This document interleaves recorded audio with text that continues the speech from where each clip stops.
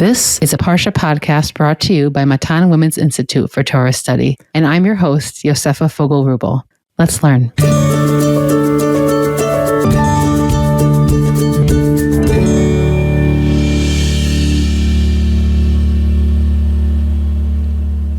Welcome back to the Matan Podcast, where this year we're exploring the weekly Haftorah portion. Be in touch with me at podcast@matan.org.il or at the Matan office to sponsor podcasts for the new year. It's a great way to mark your occasion and help our listening community grow. Parshat Vayera is an entirely Avraham Parsha. It opens with Sarah's receival of the news of Yitzchak's future birth, which is the first revelatory stop on the travel route of the three messengers of God, after which they continue to Sodom to deliver God's punishment and save Lot and his family. Avraham then engages in a divine debate, arguing with God's attribute of judgment. Then Yitzchak is born, and we are thrown into a whirlwind of narratives. His youth is complicated by the presence of Ishmael, who gets thrown out of Avram's house with his mother Hagar. It's a strikingly similar yet somewhat different story than the one told in chapter 16, which takes place before Sarah is a mother. There's a brief reprieve to discuss stolen wells, and Avraham flexes his muscles as arbitrator, creating an alliance with Avimelech and his army chief. Right after this, God commands Avram to sacrifice his son. This week's Haftorah is taken from the beginning of Melachim Bet of the second book of Kings, from Perek Dalid, Perek 4, from the series of narratives about the prophet Elisha's miraculous powers. In this week's selection, he helps two women in need, one with her livelihood after the passing of her husband leaves her with unpaid debt, and the other a barren woman who is blessed by him with a child, and then there are complications that ensue. I'm thrilled to welcome back Rachel Sharansky Danziger. Hi, Rachel. Hi.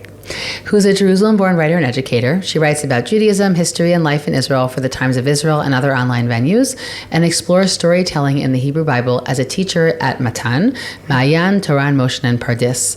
She is also the co-editor of the Az Nashir series, Women's Prayers for Our Time of Need, and Az Nashir is currently partnering with Matan on producing a special Haggadah for this coming Pesach, so check out the book, Bezrat Hashem, when it'll come out.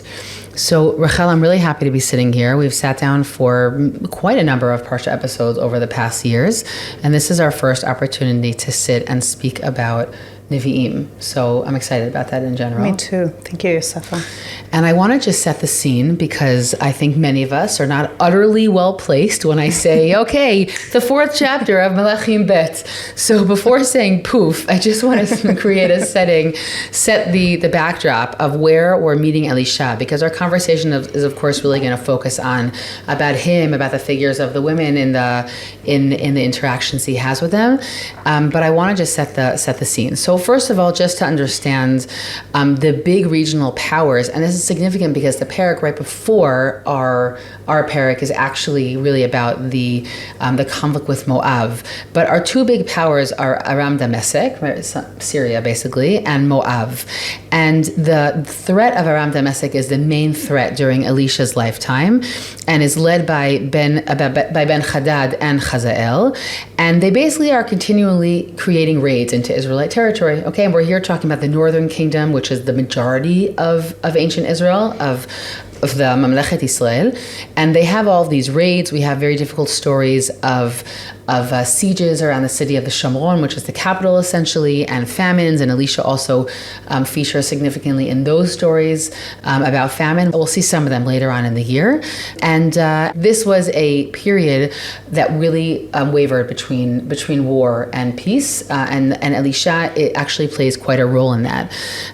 In terms of our conflict with Moab, so they rebel. This is the parak right before the one we're reading today. They rebelled against Israel after the death of King Achav, meaning we're at a weak point in the northern kingdom of Israel, and they again try and sort of take over areas, and Elisha accompanies many of the armies on a campaign to try and subdue them. Okay, and so that's the parak that comes right before ours.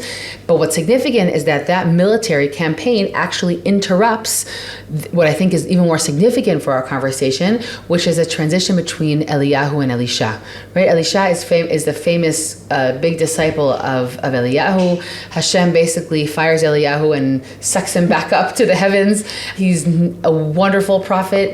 His people skills are sometimes wanting, and he's replaced by Elisha, who seems to have we'll think about this in our conversation today, but definitely seems to have more of an accessibility with other people, has a certain softness about him that Eliyahu didn't have.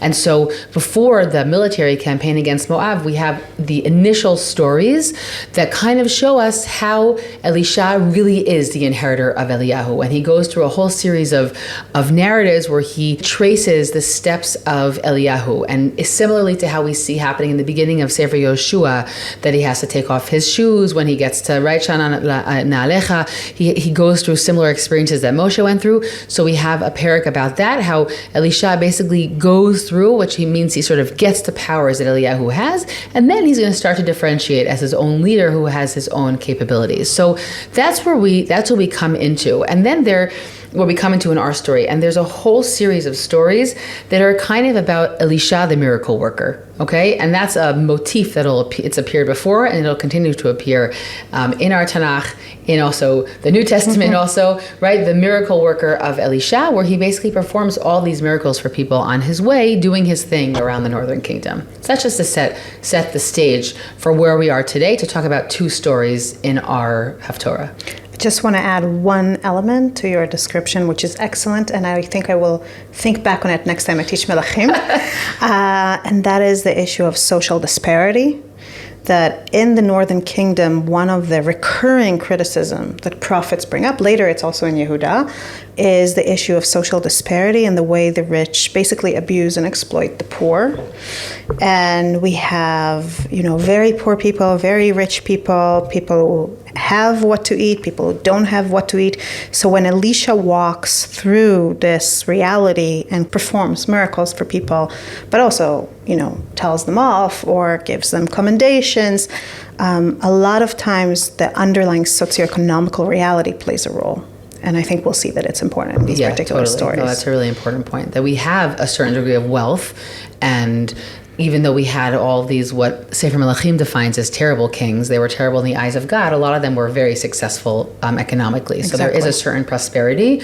But of course, like in all times, there's prosperity, and there are those who are not prospering. Our Haftarah opens with V'isha achat minashei b'nei hanevi'im tza'aka el Elisha lemor avdecha ishi met ve'ata yadata ki avdecha haya yireh et Adonai ve'hanoshe ba lakachat et shnei yeladai lo le'avadim.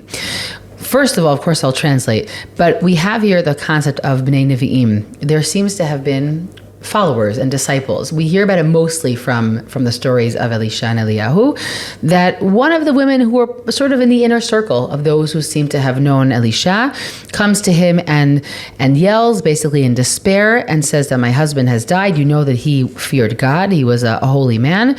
And the loan shark has come, and he's threatening to take my 2 sons as slaves because I can't pay back the loan. So where does that leave us? What is Elisha? How does he come into this story? Before we meet Elisha, I want to say something about this moment and what the woman's distress represents and why I think it's so relevant for us right now. She's not just coming and saying there's something happening that's tragic and terrible. I can't pay a debt, and my sons, my children are about to become enslaved.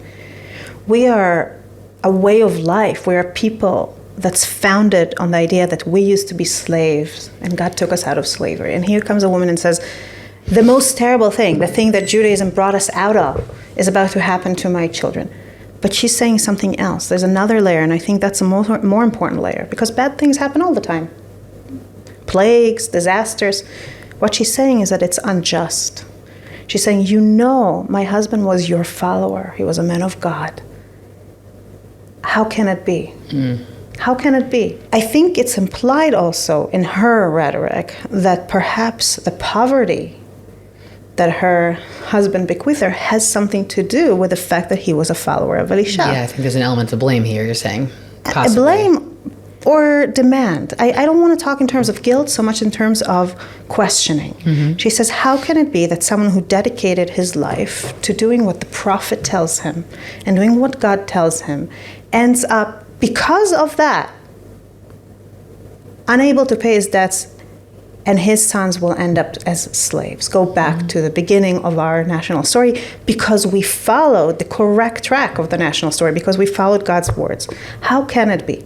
So she is a woman in distress, but her words give voice to a much bigger question than just how do I solve this particular problem in my life right now. She comes and says there's something unjust and wrong in the world as we experience it. So many of Elisha's stories have to do with moments like that, with moments in people's life where forces greater than themselves and outside of their control shape their lives, and they find themselves helpless in the face of it. And it doesn't matter if they're good people or bad people. And that places a theological question at the heart of the story. Right, but even though Elisha does not respond to the theology, meaning I think that what you're saying is here's theodicy right here at the first pasuk of our Haftorah. But I think interestingly, and I'm curious how you read this, right, he immediately presents her with a solution, meaning he hears the economic distress. I don't think it's necessarily a criticism on Elisha, but I think that what you're saying is that oftentimes behind a cry out for something that seems almost technical or solvable, oftentimes there's something much deeper that's sitting behind it. I think he is addressing it, and I'll explain why. Not directly. He's not saying, actually, tzaddik veralo because, a righteous person suffers because... He's not philosophizing with her. And honestly, if he would have, we would have felt he's very insensitive and inappropriate at this scene. Yeah. It would have... I keep thinking about Yaakov Avinu... telling Rachel, what do you want from me? Like when she says, give me children or I'll die. It's often better not to say something. Yeah, it's often better not to. Exactly. Sometimes speech can be very painful when it touches real things like that. Mm-hmm. But he does grapple with her pain in a way that's more complex, I think, than simply supplying her with a solution.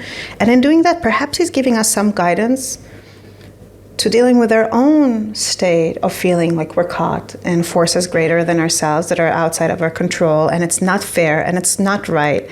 And I'm thinking about the last 2 years and all the people we lost, and it's not fair and it's not right. What do we do with it? So speechifying to us about how it's actually okay is probably not going to make us feel better. Right. Giving us technical solutions for problems is not going to make us feel better because it's like putting a Band-Aid on a gaping, bleeding wound. He does something else. Elisha doesn't say, let me solve it to you. The first thing he does is he asks her, what do you have at home? He forces her to kind of step out of her sense of being totally helpless and having nothing to do and no solution for the problem, and take inventory of what she still has. And the first thing she says is a little bit of oil. I have a little bit of oil. But then he forces her gently to acknowledge that she has other assets as well. Because he tells her, go to your neighbors and borrow vessels from them. He forces her to acknowledge that she has a community that she can ask for help. Not only the oil that she has, but she has ties. She has a network. And then he tells her, close yourself at home with your 2 sons and have them help you pour your little bit of oil into all the vessels. So now we realize that she also has her children who can help her. And she has a home with a door where she can have privacy. So it's not much. I'm not pretending that it's all great. What's the big deal that someone wants to come and enslave your children? After all, you have a home and a door and neighbors who can lend you vessels and some oil. But he tells her, you have the beginnings of a solution already in your hands. He also doesn't do it for her, which is very significant, right? He has her close her own door, right? And go through that process, which I think on one hand, if you just look at it through the, mystical miracle maker, so it's kind of like, oh, well, the miracle is even bigger because he wasn't even there when he did it. But on the other hand, looking at it through the very human lens that you're painting for us here, is that he wants her to be the maker of her own miracle, essentially. Exactly. And now I'm not saying that she can do it on her own. At the end of the day, the miracle works because when she pours the oil, it keeps pouring beyond what's already there. Yeah. Something comes out of it that isn't explainable in physical terms and, in terms of our reality. God does step in a sense, and extends what she has. But the miracle is not ex nihilo. It's not coming out of nothing. It's coming out of what she already has and out of her taking action to utilize it. And I wonder if when we're facing our own helplessness, when we're facing our own big questions, if we can think of it like that. If we can say, let's take stock of the tools and ties that we have. And then from there, from utilizing them, from turning to them, from using them turn to God and ask him to take us the extra mile, beyond what we can do on our own. But I see it all the time. In the past 2 years, I see the power of community. How, your own efforts get amplified when you do them in a communal setting, when people help each other, when the sum is greater than the parts. It's not just every person putting their piece. It's somehow working on problem solving together becomes more than what you could do on your own. I look at how each of us takes their own talents, or their own things they learned, things they knew, and applies them in some way. And somehow, when we all do it together, we get something that goes beyond what we could have expected. And I feel like that going beyond what we could have expected, that's the miracle. That's what's happening here. I mean, for us, it's not oil that magically becomes more, but it is effort and connection and intention that somehow becomes more. And that's the hand of God. Yeah, no, I think that's a really, really beautiful idea. I think there's also an interesting, we'll talk about the connection to the Parsha, but I think there's also a nice little reference here to the story of Noach. It says, "V'terech mi'ito v'tiskor hadelet be'ada uva'ad banea," right? It's like you said before, that he says, close the door and lets her and her children, right, do the work. V'tiskor hadelet be'ada is the phrase used also for Noach, right? V'tiskor hadelet be'ado, that the ark is closed on Noach. And so it also kind of presents Elisha a little bit in like this godlike figure, right? Meaning he's taken that role. But I think also it's sort of, okay, well, here's the place where I no longer am there. Meaning, again, like this is the divide between how much we can help you and how much you're also gonna be helping yourself. But this idea of that, we think we have X amount of resources, but we end up having X plus Y when we push ourselves, when someone steers us in the right way or presents us with the right way of, a better perspective on something, or just actually helps us, right? And then we actually incrementally increase our resources. Yes, and yet the Y, as you define it, the whatever plus Y, does have limits. And the limits here are very clear. The limits are however many vessels she got. The second, she asks for a son for another vessel and says, no, that's it, we finished. There's no more vessels. Oil doesn't just keep bleeding onto the floor there. That's it. That's as much as you get. And whenever I read it, I'm of two minds. On the one hand, I feel a little bit sad for her because I'm like, if she would have asked a little bit further, would have gone another house in the village and asked for another dish, she could have had even more. But I'm happy for us because I feel like she's teaching us something so important. She teaches us that miracles require human vessels. And the miracle, the salvation, the nechama, the solace we receive is only going to be as all-encompassing as the vessels we offer it. In our Parsha, Sarah laughs when she hears that Yitzchak is going to be born. And I don't want to go into God rebuking her or not rebuking her, but Avraham laughs as well in the previous Parsha. Yep. And Rav Sharki says that laughter is the appropriate response here because laughter is tzchok in Hebrew. It's like tzechok, going beyond, going out of the law. There are certain ways in which reality functions. A woman of Sarah's age does not give birth. When a terrorist organization holds 20 living people hostage, they don't let them go because they're their strongest negotiation card. And yet, we as Jews have to hold we have to hold the laughter of our ancestors in our bones because we need to know that sometimes reality goes beyond what seems possible, beyond the rules and laws of what makes sense. I love that we've given such an importance to the first part of this Haftorah because often it gets overshadowed by the next story, which is much longer and I think even more overtly connected to the Parsha because we have this motif of the woman who doesn't have children.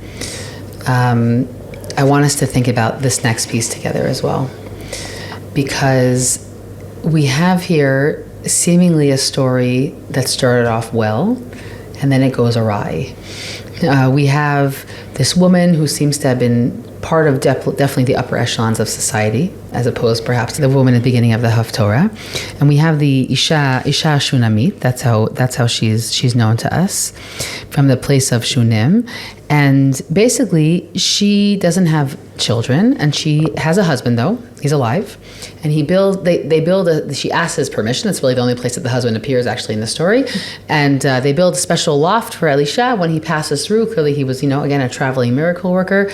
and he can stay there when he wants. Again, also having extra space. There's all these little signs of that they're a comfortable, for that time, relative to that time, a comfortable family. And the other interesting element that we have in the next part of the story is that pitom we have Gehazi, who's the servant essentially of Elisha, who's, and I'm already sort of reading this in a particular way, but he's going to often be the go-between between Elisha and the other people. And sometimes it's going to be a mistake, it seems, meaning when Elisha was supposed to do something himself, we all know that sometimes people become so busy, right? And they need to have some sort of staff or some sort of administrative assistant. And sometimes it's helpful and sometimes it actually causes trouble. And so he wants to repay essentially this woman for the kindness that she's done. And here I just want to mention the difference between our parasha and the continuing stories in Bereshit. She does not express sorrow about her circumstance, which doesn't mean she wasn't sorrowful, but it's not mentioned in our story. She doesn't ask for help. Nothing. She doesn't ask for any help. He offers help, which is that contrast between the first and the second story after it in our Haftorah. And in Gehazi says to Elisha, oh, well, I see that she doesn't have children. So Elisha pitom says, okay, right? She's going to have a child by next year. This time she'll have a child, which of course is our connection to our parsha, but it wasn't asked for. So it's a very different setup of, we have this motif ki'ilu of the woman who doesn't have children, but it's expressed itself very differently. And that's the beginning of the story. So I want you maybe we'll jump in there and we'll see where the story takes us. I think that the beginning of the story sets us up to contrast this woman to the previous woman, because their socioeconomical positions are obviously very different.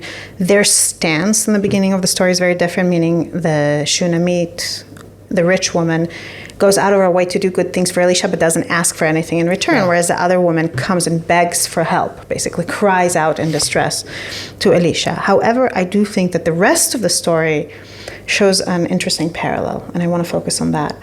Because what happens after the child is born is that he grows up a little bit, and then one day, out of the blue, in the field, he complains to his father that his head hurts him.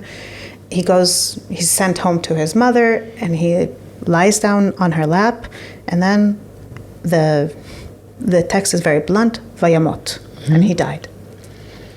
Now, in most stories, that would be the end. That's it, death is the end. There's nothing after death. But this woman is not willing to let this be the end. And she basically sets out on her own. She hides her son in the loft, closes the door, sets out on her own to find Elisha. And several times in this journey, people stop her and ask her what's going on. And she refuses to give language to her son's death. At no point does she say, my son died, even though we know he did. The text tells us.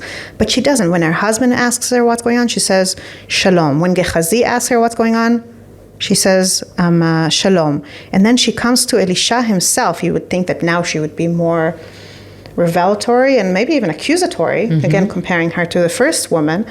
But she doesn't tell him that her son is dead. She says, did I ask a son from you? You told me you wouldn't cheat me. You told me you wouldn't delude me.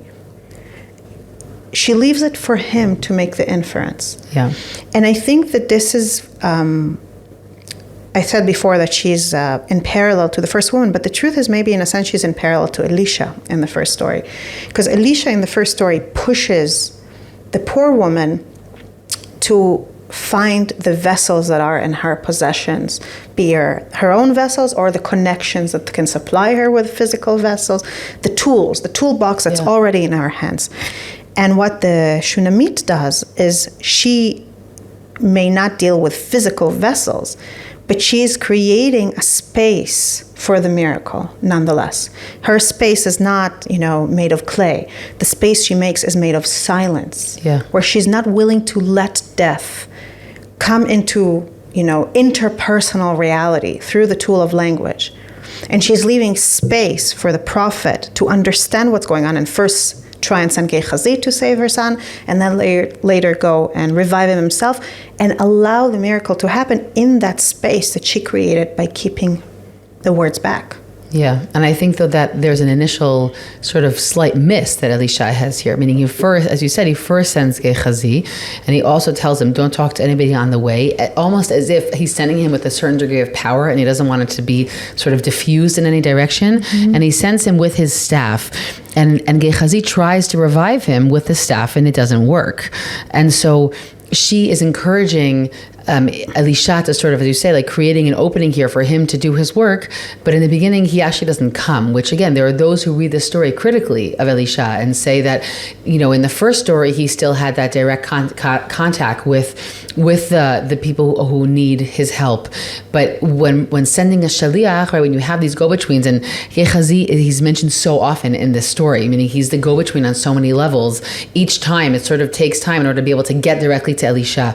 And there are those who have understood the story is that that's a certain degree of criticism, meaning it wasn't appropriate at that point. And so Elisha needed to have come himself to then perform the even bigger miracle that he performs when he comes and resuscitates him.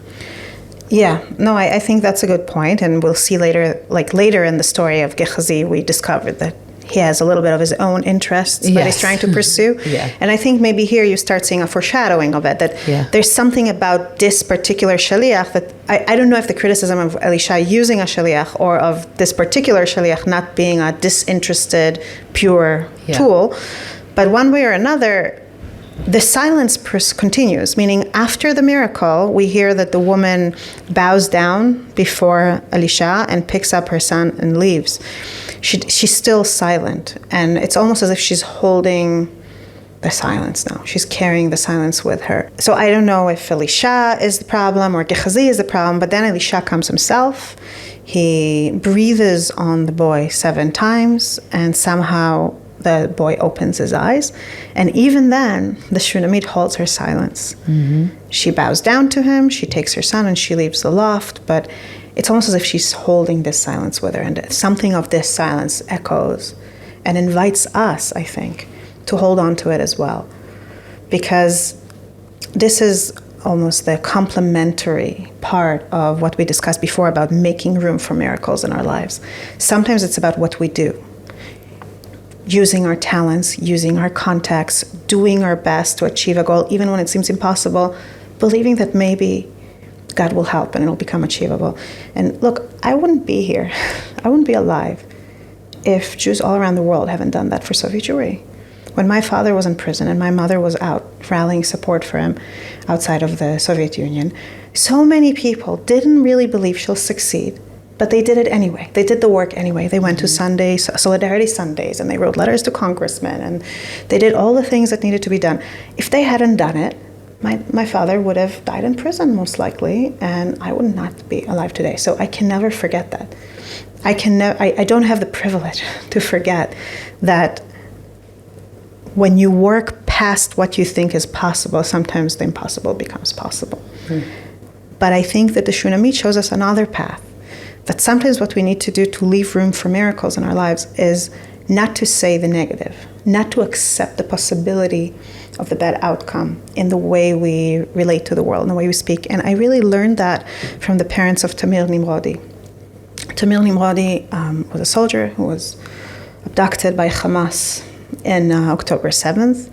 We now know that he died probably in an IDF bombing soon after. But he was the one hostage whose status was unknown until the very end. And there were grave concerns. The army had a very strong I don't know what their information is, but they were not optimistic. And whenever we talked about the 20 living hostages, he was not in the list. Mm-hmm. And when the 20 living hostages came out in Hoshana Rabbah, he wasn't amongst them. But his family refused to say, and therefore he's dead. They said, as long as there's even a smidgen of a question mark, we're going to hold on to this question mark. And they did until his body was returned. And, someone could look at it and say, this is so tragic. Had they accepted it earlier, they would have been better prepared. But I look at it and I say, this is so heroic. Here are people who are saying, until death is evident and clear and palpable, we're not letting death through the door. We're not letting the possibility. We're not saying this boy is dead.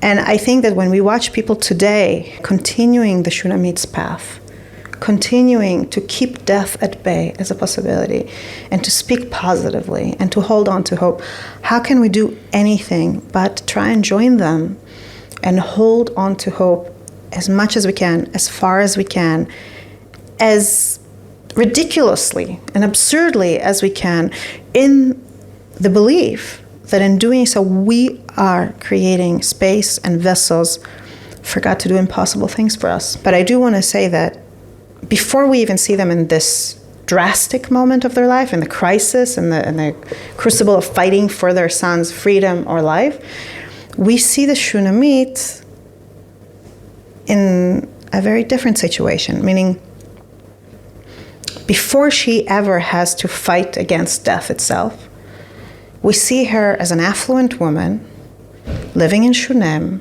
with a husband, with servants, with a house, with a field. We don't see her crying about her barrenness, like it's not expressed. Maybe she is in her heart, but it's not expressed. And we see her making the choice to use all those resources, not just for her own benefit. And I think in that way, these two stories, and the contrast between them and the insight they give us into the socioeconomics of the time, perhaps give us a little bit of a lesson for ourselves for times when we have. Right, when we have that overflow. When we have that overflow, when we have, when we have vessels in our home. Yeah. To think about it not as, a curse or a burden because, we're so, sorry, I'll say it differently. To think of it and say, what can we do to share it? Mm-hmm. And I think that the Shunammite story is very touching, especially when you read it against the backdrop of the prophet's rebukes against the rich of Mamlechet Israel, of the Northern Kingdom, and how exploitative and abusive and honestly apathetic they are to the suffering of other people. Here we have a model that you can live differently, that you can look to your gifts and say, how can I share them? I just want to end with one additional piece. I'm actually reflecting on ourselves in this conversation and how much we've focused on the women in these episodes, because as I was preparing for this episode, so much of the articles I was reading were about Elisha and the figure of Elisha, and I'm finding it funny that both of us really, in this conversation, we're focusing on them. And I just want to add one point, because I think it would be amiss not to mention it, which is that almost at the end of our story, we have the tefillah that Elisha, he sort of pronounces that she's going to have a child, and those that claim that he sort of stole the key of prosperity, that in the Midrash is one of the three keys that are in the hand of Hashem. But very importantly, we see Elisha praying outright in Pasuk Lamed Gimel, Vayavo vayizkar hadelet be'ad shnehem, vayitpalel el Adonai. Again, that image of the door closing, and he davens to Hashem. And I think that there's also something important here to mention about Elisha, that there's something even in the miracle worker, who is the one who's close to God, and the prophet, that he himself sort of also shifts, sort of moves in and out of how much of his work is overtly something that he's also aware that he's receiving from Hashem, and how much of his kochot is something that is already a natural part of who he is, knowing that it's sourced in God, but how much of that does he declare openly is really from Hashem. And this is a miracle that challenged him, and it's a situation that challenged him, and he had to sort of pull on extra kochot. If we looked at him giving extra kochot to the woman in the first story, so he had to pull really something even more out of himself in order to revive the child. And I think that that's also an important message that's sort of laced here throughout the story, is the miracles that were sort of easy for Elisha to perform, and the miracles that he says, oh no, this is a big one. We got to pull out the big guns for this one and make sure that Hashem is present. And I think that that's also an important piece for us today in all different small scenarios, right? When are there these moments where it's saying, okay, this is like the blessing that is the world around us, and when are these moments where we say, no, we're going to need something big here. We're going to need some extra, really special help to get this thing that we're hoping to achieve. So thank you. Thank you, Sefa. May we be vessels for softer days as well. Amen. Thanks for listening to this week's episode from Matan Women's Institute for Torah Study. If you would like to sponsor an episode, please contact the Matan office or email me at podcast@matan.org.il. Please do us and all women's Torah learning a favor and share this episode with all of your friends and family.